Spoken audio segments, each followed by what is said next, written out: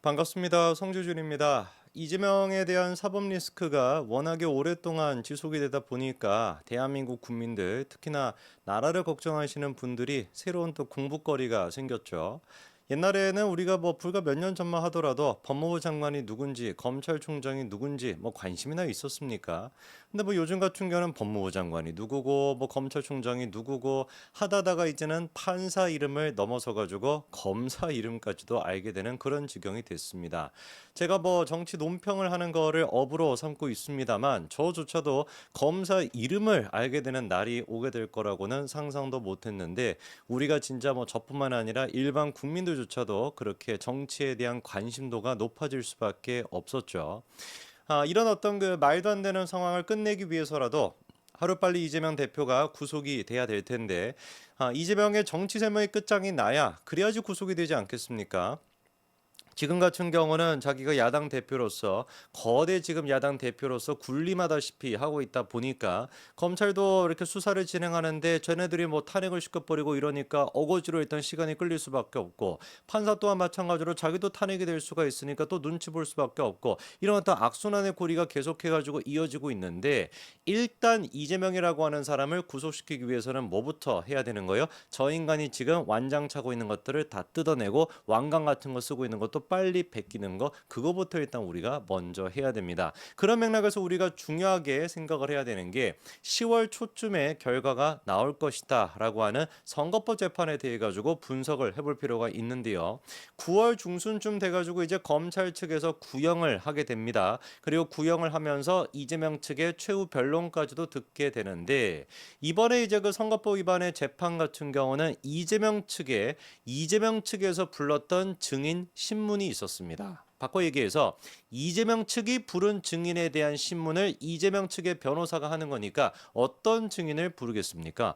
당연히 이재명에게 유리한 증인을 부를 수밖에 없겠죠. 그래서 지금 이제 진행이 되고 있는 크게 두 가지 갈래길, 김문기 씨를 모른다라고 얘기했던 거, 그리고 백현동 개발은 박근혜 정부의 외압 때문에 어쩔 수 없이 했다라고 하는 거, 이 두 가지를 뒤집을 수 있는 이재명 측에 뒷받침할 수 있는 그런 증인이 이번에 나온 것인데 결론부터 좀 말씀을 드릴까요? 그렇게나 이재명의 마지막 지금 희망이라고 할 수 있는 그 증인을 불러낸 게 어떻게 보면은 자충수가 된 것 같습니다. 도대체 어떤 얘기가 오갔길래 어떤 식으로 그 증인이 얘기를 했길래 이게 지금 자충수가 됐다라는 것인지 제가 좀 찬찬히 말씀을 드리겠습니다. 자, 이번에 그 공직선거법과 관련된 재판의 판사님이 정확하게 얘기를 했죠. 9월 6일에 변론을 종결하겠다라는 겁니다. 그래서 9월 6일 날 이제 검찰이 구형을 하고 이재명에 대한 최후 진술까지도 듣게 되고요. 일반적으로 이제 최후 변론을 하고 최후 진술을 하고 한 달 이내에 재판 결과가 나오니까 10월 초 정도쯤 9월 말이 됐거나 10월 초 중순 정도 사이에 이제 드디어 이재명에 대한 1심 재판 결과가 처음으로 나오게 됩니다. 이로써 기소가 된 지 2년 만에 재판 결과가 나오게 되는 것이고 대선 이후에 기소가 된 것 중에 처음으로 1심 재판 결과도 그때 나올 것 같습니다. 자, 그러면 김문기 씨를 모른다라고 했던 거랑 백현동 개발에 대한 이야기인데요. 일단 오늘은 백현동 개발에 대해 가지고 이재명 측에서 뭐라고 질문했는지 그거를 좀 정리해 드리고자 합니다. 자, 이번에 이재명 측이 신청한 증인에 대한 신문이 있었는데요. 오모 씨라고 하는 사람이 등장을 했습니다. 그 오모 씨한테 이재명 측 변호사가 다음과 같이 질문했어요. 국정과제 열심히 안 하면 직무유기 태만으로 문제가 될 수 있다라고 하는 국무총리 훈령이 있다라고 하는데 공무원들도 알고 있나요? 이렇게 물어봅니다. 자, 그러니까 훈령이라고 하는 거는 이제 뭡니까? 쉽게 얘기해서 그냥 야, 공부 열심히 해야 돼. 좋은 사람이 돼야 돼. 바르게 살아야 돼. 이런 거를 얘기를 하는 겁니다. 근데 그런 거를 우리가 지키지 못했다라 그래서 훈령을 지키지 못했다라 그래 가지고 공무원이 무슨 법적으로 처벌을 받는 경우가 있겠습니까? 열심히 일을 해야 됩니다. 우리는 시민들의 목소리에 바르게 귀를 기울여야 됩니다. 그냥 솔직히 해서 하나마나 그냥 당연한 얘기들이 쓰여 있는 게 그 훈령인데 그 훈령을 지키지 않았다라고 처벌받는 사례가 있겠냐고요. 당연히 없죠. 그런데 너무 이재명 측에서 박근혜 대통령의 그런 협박으로 이게 개발이 이루어졌다라는 걸 뒷받침할 수 있는 근거가 없다 보니까 뭐까지 지금 끌어낸 거예요. 하나만한 이야기. 국정과제 열심히 안 하면 직무유기로 태만으로 뭔가 처벌을 받을 수도 있어요. 혼날 수도 있어요. 문제가 될 수도 있어요. 라고 하는 국무총리 훈령까지도 지금 들고 오는 겁니다. 그래서 그거를 들어본 적이 있냐라고 오모 씨한테 물어보니까 오모 씨가 알고 있다라고 대답을 해요. 그랬더니 변호인 또 추가적으로 실제로 문책받은 사례를 본 적이 있나요? 라고 물어봤는데 이재명이 원래 원했던 그림은 뭐겠습니까? 문책받았던 사례가 있습니다. 이래야 되겠죠. 그래야지 뭐가 성립이 되니까. 이것 봐봐라. 박근혜 정부에서 그 국무총리 훈령을 제대로 지키지 못했더니만 처벌을 받는다라고 하지 않냐. 실제 이 사례가 있지 않냐. 그렇기 때문에 우리가 박근혜 정부의 외압 때문에 한 것이다. 이 논리가 만들어지겠죠. 그런데 오모 씨가 뭐라고 하냐? 문책은 없고 같이 한 경험은 있습니다. 이렇게 얘기해요. 제가 이 말을 좀 들어보고 이게 한국 말인데 좀 이상하지 않습니까? 문책은 없고 같이 한 경험은 있다?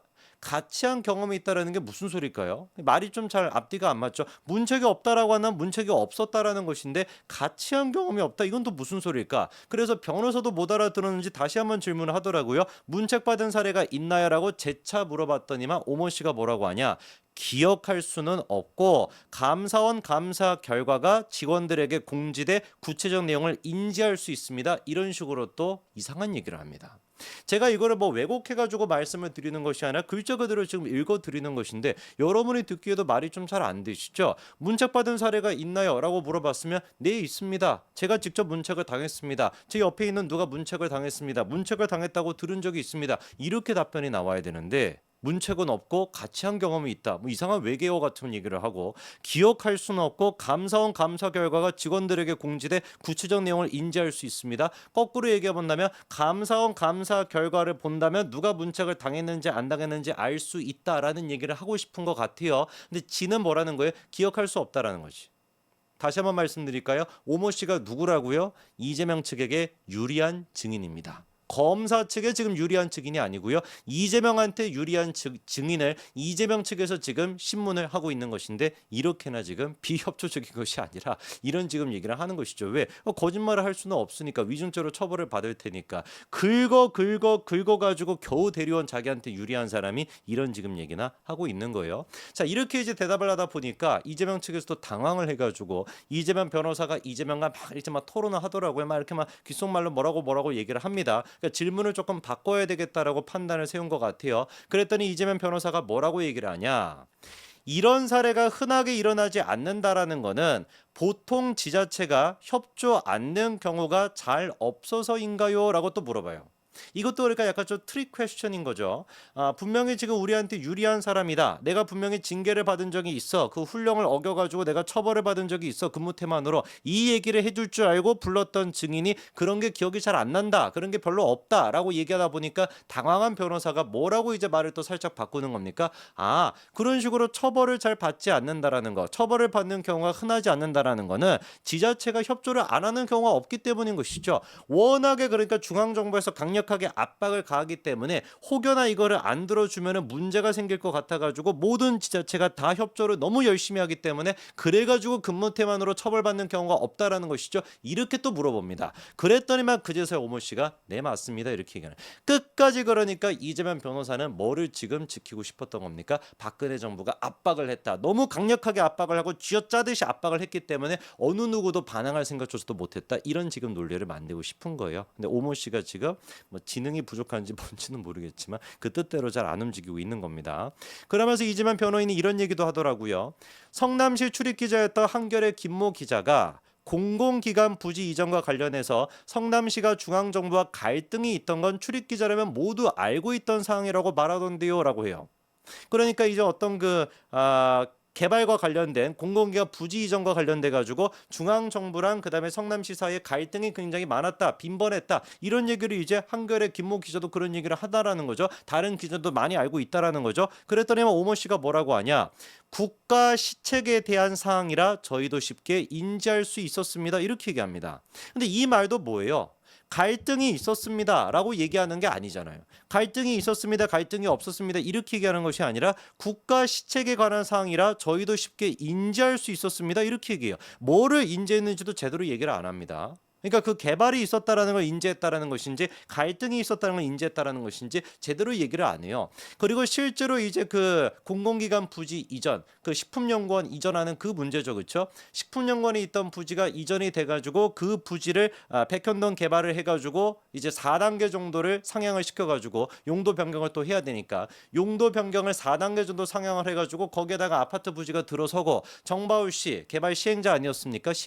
시행업체였던 그 정바울씨 같은 경우는 700억이 넘는 어마어마한 시세 차익을 거둬들이고 그리고 개발 수익만 하더라도 3,500억이 되는 어마어마한 것들을 이제 거둬들일 수가 있었는데 이게 이루어졌던 기본적인 이유는 뭐였습니까? 사실 김인섭 씨를 영입했다. 이거 아니었습니까? 2015년도 1월 달에 김인섭 씨를 영입하는 그 순간 2015년도 전까지는 성남시도 계속해가지고 반려했던 용도 변경이 갑자기 김인섭 씨가 들어오니까 용도 변경이 이루어지잖아요. 그리고 용도 변경이 됐었을 때도 임대 아파트 100%로 해라라는 게 성남시 입장이었는데 갑자기 그게 임대 아파트 10%로 확 줄어들지 않았습니까? 누가 보든지 간에 사실상 그러니까 이거는 김인섭 씨를 통해서 했던 것이지 중앙정부랑 무슨 갈등, 무슨 뭐 귀신 신하락 까먹는 그런 소리인 겁니다. 그 다음에 변호사가 또 이렇게 얘기해요. 2013년도 3월에 SBS와 이재명 시장이 인터뷰를 했는데 그 이후 성남시 기자실에서 한겨레 김모 기자와 이재명 간에 문답이 있지 않았나요? 라고 했더니 그러면서 계속해서 그때 국토부가 어떤 요구를 했고 그래서 해당 공무원이 어떤 면을 힘들어한다라는 것까지 언급을 했나요? 이렇게 얘기합니다. 그러니까 이제 성남시 기자실에서 한겨레 김모 기자랑 이재명 두 사람의 인터뷰가 있었는데 그 인터뷰 당시 이재명이가 국토부가 나한테 이런 요구를 했고 그래서 이러이러한 것들 때문에 내가 힘들다 이런 얘기까지 했다라고 하지 않았나요? 라고 하니까 원래대로라면 오모 씨가 뭐라고 답변해요? 네, 맞습니다. 이재명 대표님께서 그때는 이제 시장이니까 이재명 시장님께서 그때도 인터뷰를 할 때 내가 중앙정부로부터 압박을 너무 받고 중앙정부가 요구하는 게 너무 많아가지고 힘들었습니다라고 인터뷰를 했습니다라고 얘기를 해야 되는데 오모 씨는 뭐라고요? 그런 것까지는 없었습니다. 이래버립니다. 그러니까 변호사가 또 당황하는 거죠. 그래서 이제 거기서 직무유기가 있지 않았나요? 가로치고 제발 있었다라고 얘기해줘 이거죠, 그렇죠? 그랬더니만 오모 씨가 뭐라고 하는 거예요? 있었을 수도 있습니다. 이렇게 얘기를 합니다. 아마 했을 가능성이 높습니다. 있었다 없었다도 아닌 것이고 있었을 수도 있습니다. 가능성이 높습니다. 이렇게 얘기합니다. 이러다 보니까 이번에 이재명 측에서 오모 씨를 증인으로 지금 부른 거 자기한테 유리한 사람이라고 생각해서 부른 것 자체가 일종의 뭐다? 자충수다라고 하는 얘기가 나오고 있는 것이죠. 긁어 고르고 골라가지고 제일 유리하다라고 생각하는 사람조차도 이 모양 이 꼴이라고 한다면 이재명한테 유리한 얘기를 할 수 있는 사람이 또 누가 있겠습니까? 사실상 9월달 최후 변론 끝나고 난 다음에 10월달에 이재명이 명백하게 거짓말을 했다라는 건 드러날 수밖에 없고 벌금 100만 원 이상이 선고가 될 수밖에 없네요. 이재명 스스로가 지금 자책골을 넣은 꼴 아니겠습니까? 여기까지 말씀드리겠습니다. 감사합니다.